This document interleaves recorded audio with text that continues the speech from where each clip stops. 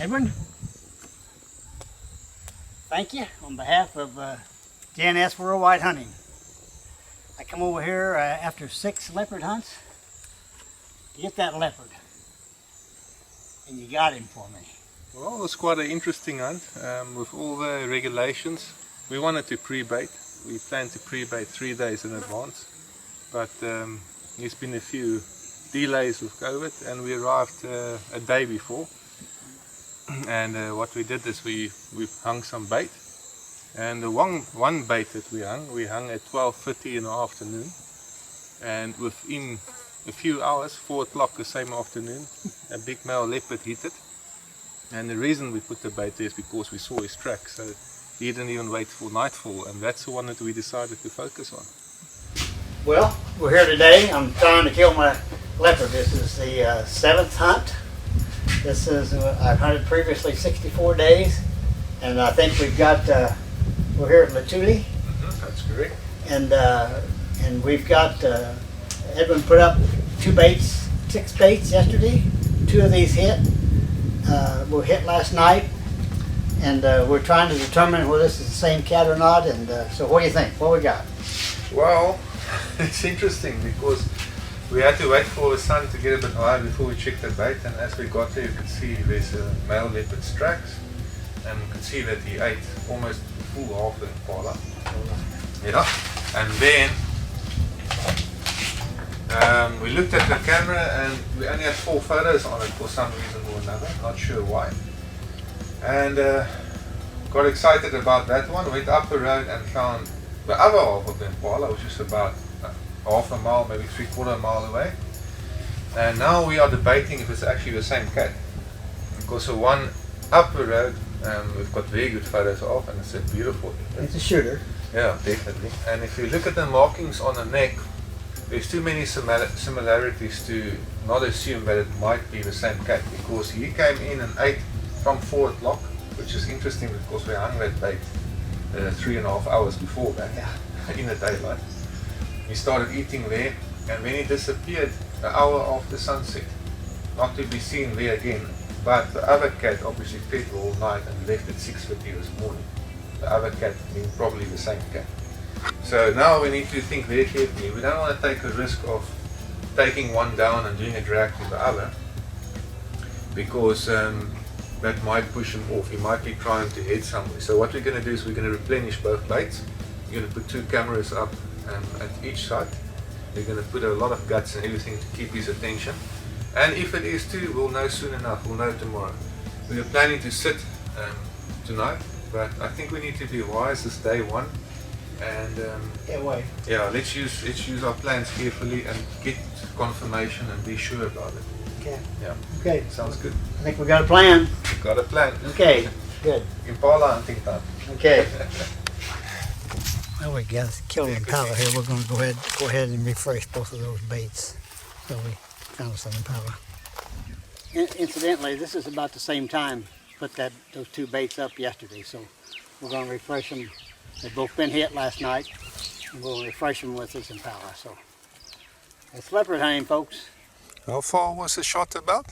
Oh, what, 150? I think so. Very good shot. Thanks. 1 shot down. First shot to this rifle, actually. Clear throw felt good. I'm ready to kill a leopard. There we go. Well done. We made it interesting because we had 2 baits about a mile apart from each other. Was it about a mile? Mm-hmm. Yeah. And he fed a lot on the one. And we looked at the camera footage, and it was quite good footage. We saw it's a beautiful male. And the next morning, for some reason, he disappeared. And then we noticed the other camera has moved slightly, so the footage wasn't so great. But we looked at the very unique pattern on the neck, and we noticed the same leopard walked a mile and started feeding on the other bait. Mm-hmm. And that's how it started. That's a broadside view of him. And you can see there's a Y right there, and that Y. That's why we know it's him. And I know it's the same cat, yeah. We had another bait hung about 3/4 mile from here. We're going to take it down because it wasn't hit last night. Yep, that's right. Take it down. Okay, we're going to build a blind. Agterkant.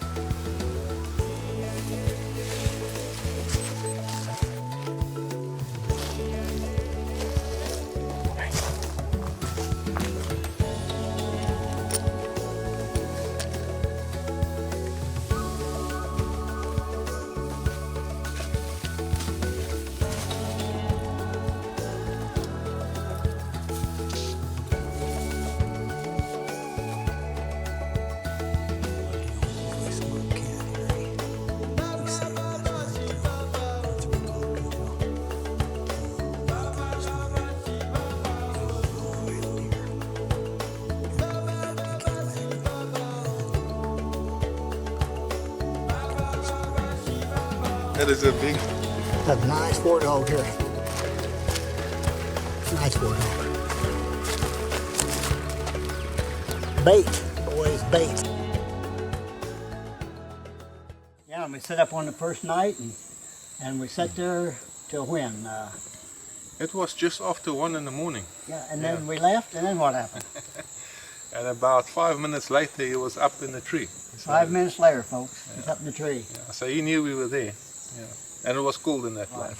He come back the next night, didn't we? He did, yeah. And the plan that we had is, I've had it happen with leopard before, where they know you're in a blind, so you trick them, and you get somebody to come fetch your vehicle, make a little bit of a noise when they leave, and once they leave, you sit dead still in the blind, you remain behind, and sometimes that works and he'll come in. So we planned that, but it wasn't necessary because he came shortly after sunset.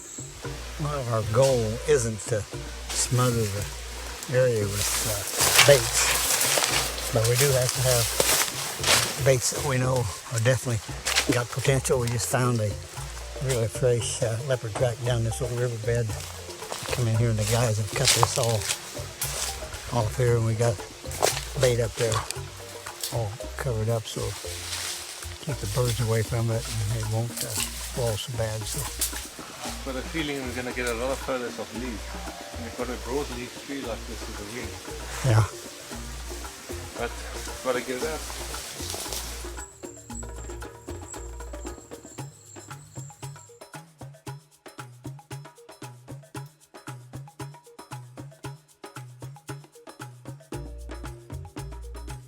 You didn't need the artificial light, you shot him at the very last light. And I didn't have my camera on night vision, and all we got is the sound of the shot.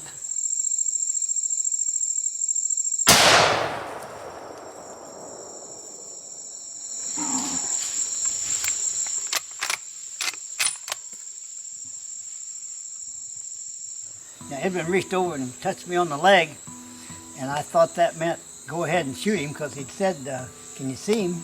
Real softly, and I could make him out, but I was concerned if we turned the light on, it would spook him, because he was a spooky leopard, wasn't he? He was. Very spooky leopard, and I could see him well enough to place my shot where I wanted it, and so when he touched me on the leg, telling me that he was going to turn the light on, I let him have it, because I mean, guys, I've hunted 64 days before I met this guy with some really good hunters, and 2 failed dog hunts and some incredible issues that's occurred, including one with a spitting Mozambique viper that either bit my leopard or sprayed him in the eyes.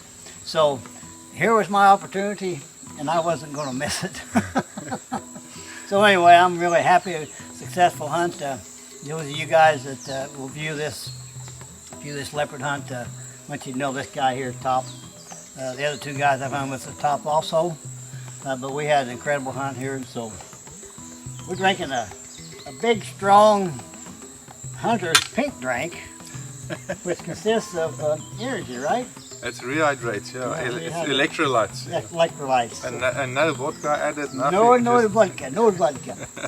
So anyway, it's Steve Dean with DNS Worldwide Hunting, and thank you, my brother. Thank you very much. It's been a privilege and an honor. Yeah, forever is an honor. You know, this is quite an accomplishment for for me. When we first started a hunting company 14, 15 years ago, we started our trips to Africa. This is my 31st trip with clients and myself, my wife, dear friends, and this finally completes my Dangerous 7. And it's been a goal of mine. This is my 7th leopard hunt. I've hunted with some dear friends. I've hunted with dogs. We've had issue after issue. In fact, I've told a lot of my constituents that I could write a book on the perils of leopard hunting. But today, it's accomplished. And I think about the verse in the Bible. It talks about, commit your ways unto the Lord, He'll make your pathway straight. And there's another thing I think of here lately, and it's about faith. And a faith that can't be tested can't be trusted. And that's really grown to be a lot of importance in my life. Because it's challenged me, because I'm one of those guys that kind of lives on success. And I've wondered a time or two, in fact I've told my wife, I wonder if it's not God's will for me to kill a leopard. I mean, 64 days before I come over here, I've hunted leopard, and the blind is 100 degrees, you name it, it's happened. And I'm so thankful that I've been allowed to finish my Dangerous 7 with a dear Christian brother. I mean, that's the culmination of the whole thing. And two great guys that we've worked this animal and worked this animal. We tried to outsmart him, he's outsmarted us. This is the third day, I think, Edwin, right? That's correct. That's the third day. Feels like about a week because we've hung baits, and we was in here last night at 1:15 when we finally left. And we come back this morning, the bait had been hit 10 minutes after we left. We think, come on, how can that keep happening? But here he lays. And I'm so thankful. So, you guys, thank you for all your hard work. Holy moly, I tell you. And Edwin, you read this cat right. And we've got an old saying that Porter and I said for years. Let's get this sucker in the truck. Well done. Good shooting. And thank you.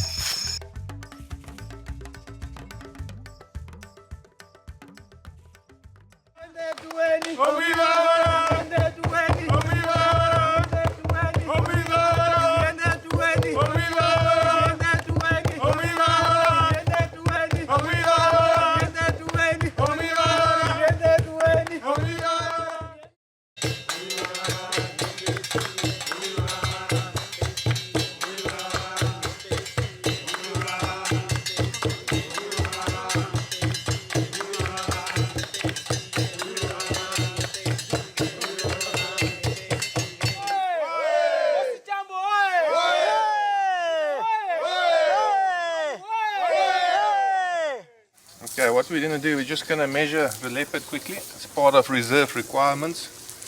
That helps with the aging, and it helps with making sure that the population stays healthy, that we hunt the right age. Okay, this one here, I'm going to quickly just mark it down. The neck, 21.5 inches, so that's 55. We're going to do the shoulder height, which starts here at the, it's measured from the top of the fetlock here upwards.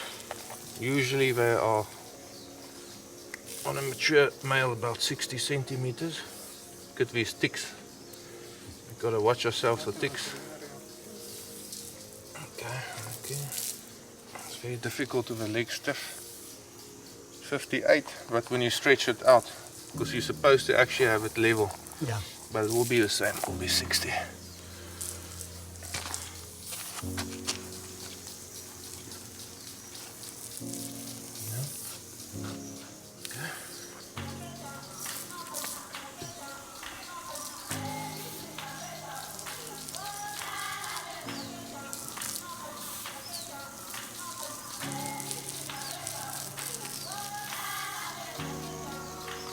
198, 1.98.